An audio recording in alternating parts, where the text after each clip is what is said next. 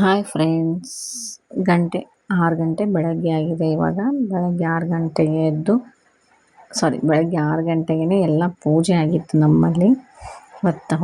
ಇವತ್ತು ಹುಣ್ಣಿಮೆ ಅಲ್ಲ, ಅದಕ್ಕಾಗಿ ದೇವ್ರಿಗೋಸ್ಕರ ಹೋಳಿಗೆ ನೈವೇದ್ಯ ಮಾಡಿ ಬೇಗ ಎದ್ದು ಎಲ್ಲ ಅಡುಗೆ ಮಾಡಿ ಹೋಳಿಗೆ ನೈವೇದ್ಯ ಇಟ್ಟು 6 ಗಂಟೆ ಅನ್ನೋದ್ರಲ್ಲೇ ಪೂಜೆ ಮುಗಿಸಿದ್ದೀನಿ. ಇವತ್ತು ಹುಣ್ಣಿಮೆ ಅಂತ, ಅದಕ್ಕೆ ಬೇಗ ಕೆಲಸ ಮುಗಿಸ್ಕೊಂಬಿಟ್ರೆ ಬೇಗ ಆಗುತ್ತೆ ಅಂತ ಅಲ್ವಾ, ಅದಕ್ಕೋಸ್ಕರ ಹಾಗೆ ಪೂಜೆ ಎಲ್ಲ ಮುಗಿಸ್ಕೊಂಡು ಟಿಫಿನ್ ಮಾಡಿಕೊಂಡು ಸ್ವಲ್ಪ ಮನೆಗೆ ಸಾಮಾನು ತರೋದಿತ್ತು. ಅಂಗಡಿ ಹೋಗ್ತಾ ಇದ್ದೀವಿ ನಾವು, ನಮ್ಮ ಮನೆಯವರು, ನನ್ನ ಮಗಳು ಬೈಕ್ ಮೇಲೆ ಹೋಗಿ ಒಂದು ಸ್ವಲ್ಪ ಸಾಮಾನು ತೊಗೊಂಬಂದ್ರಾಯ್ತು ಅಂತ ಹೋಗ್ತಾ ಇದ್ದೀವಿ. ತೊಗೊಂಬಂದ್ವಿ.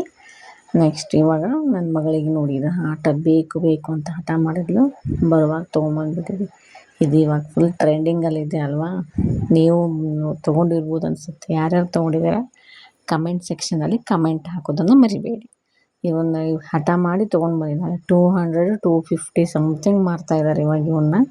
ನಿಮ್ಮ ಮನೇಲಿ ಯಾರು ತೊಗೊಂಬಂದಿದ್ದೀರಿ ಕಮೆಂಟ್ ಮಾಡಿ. ಈಗ ನೆಕ್ಸ್ಟು ನಮ್ಮ ಮನೆಯವರು ಬೀಡ ಹೋಳಿಗೆ ಊಟ ಮಾಡಿದ್ಯಾ ಅಂತೇಳಿ ಬೀಡ ಕಟ್ಸ್ಕೊಂಬಂದಿದ್ರು. ಹೋಳಿಗೆ ಊಟ ಮಾಡಿದ್ಮೇಲೆ ಬೀಡ ತಿಂದರೆ ಚಲೋ ಒಳ್ಳೇದಲ್ವಾ ಅಂತ ತಿಂದ್ವಿ. ಬೀಡ ತಿಂದ್ಕೊಂಡು ನಮ್ಮ ಅಮ್ಮನ ಮನೆಗೆ ಹೋಗಿದ್ವಿ.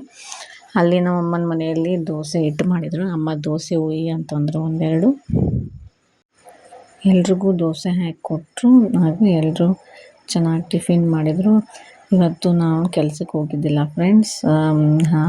ಹುಣ್ಣಿಮೆ ಅಂತ ಕೆಲಸ ರಜೆ ಮಾಡಿದ್ದೆ. ಅದಕ್ಕೆ ಅಮ್ಮನ ಮನೆಗೆ ಬಂದಿದ್ವಿ. ನಾನು, ನಮ್ಮ ಮನೆಯವರು, ನನ್ನ ಮಗಳು ಎಲ್ಲರೂ ಸೇರಿ ಅಮ್ಮನ ಮನೆಗೆ ಬಂದು ಟಿಫಿನ್ನು ಅವ್ರಿಗೆಲ್ಲರಿಗೂ ದೋಸೆ ಹಾಕಿಕೊಡಂದ್ರು. ದೋಸೆ ಹಾಕ್ಕೊಟ್ಟಿದ್ದೀನಿ.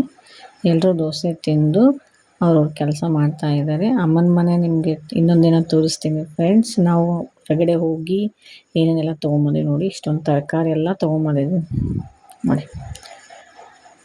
ತರಕಾರಿ ಎಲ್ಲ ಖಾಲಿ ಆಗಿಬಿಟ್ಟಿದ್ವು. ಒಂದು ವಾರದ ತರಕಾರಿ ತೊಗೊಂಬಂದು ಫ್ರಿಜ್ಜಲ್ಲಿ ಇಟ್ಕೊಂಡ್ಬಿಟ್ರೆ ಮತ್ತೆ ಕೆಲಸಕ್ಕೆ ಹೋಗೋಕೆ ಈಸಿ ಆಗುತ್ತೆ ಅಂತ ಒಂದು ವಾರದ ತರಕಾರಿ ತೊಗೊಂಬಂದು ಇಟ್ಕೊಂಡಿದ್ವಿ.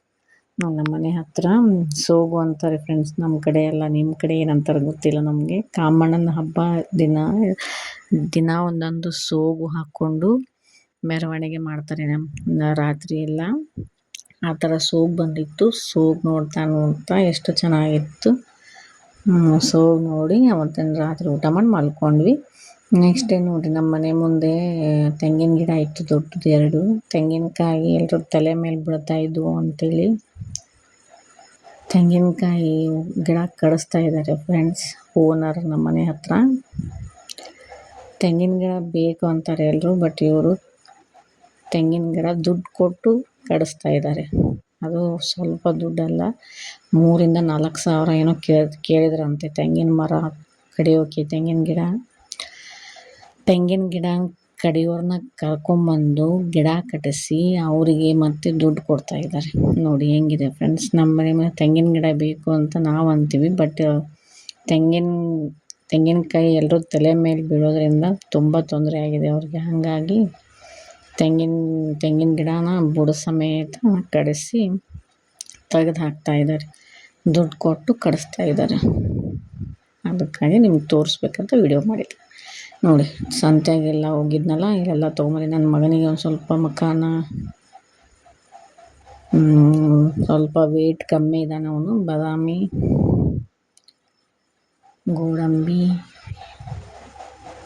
ಅದಕ್ಕೋಸ್ಕರ ಸ್ವಲ್ಪ ವೇಟ್ ಕಮ್ಮಿ ಇದ್ದಾನೆ ಅಂತ ಇವೆಲ್ಲ ಡ್ರೈ ಫ್ರೂಟ್ಸ್ನ ಚೆನ್ನಾಗಿ ಹುರಿದ್ಬಿಟ್ಟು ಪೌಡ್ರ್ ಮಾಡಿ ಇಟ್ಕೊಂಡು ಅವನ್ನ ಊಟ ಮಾಡೋದ್ರಲ್ಲಿ ಒಂದು ಸ್ವಲ್ಪ ಡೈಲಿ ಒಂದೊಂದು ಸ್ಪೂನು 2 ಸ್ಪೂನ್ ಕೊಡ್ತಾ ಹೋದರೆ ಸ್ವಲ್ಪ ವೈಟ್ ಗೇನ್ ಆಗುತ್ತೆ ಅಂತೇಳಿ ನಾನು ತೊಗೊಂಬಂದು ಮಾಡಿದ್ದೀನಿ ಫ್ರೆಂಡ್ಸ್. ನಿಮಗೂ ಬೇಕಾದರೆ ನಿಮ್ಮ ಮಕ್ಕಳಿಗೆ ತೊಗೊಂಬಂದು ಮಾಡ್ಕೊಳ್ಳಿ.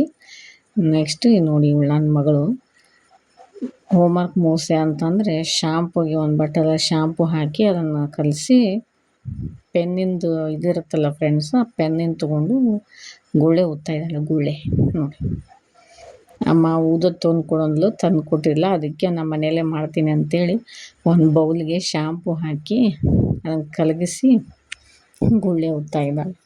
ಯಾರು ನಿಮಗೂ ಈ ಐಡಿಯಾ ವರ್ಕೌಟ್ ಆಗುತ್ತೆ ಮಾಡಿ ಫ್ರೆಂಡ್ಸ್. ನೋಡಿ,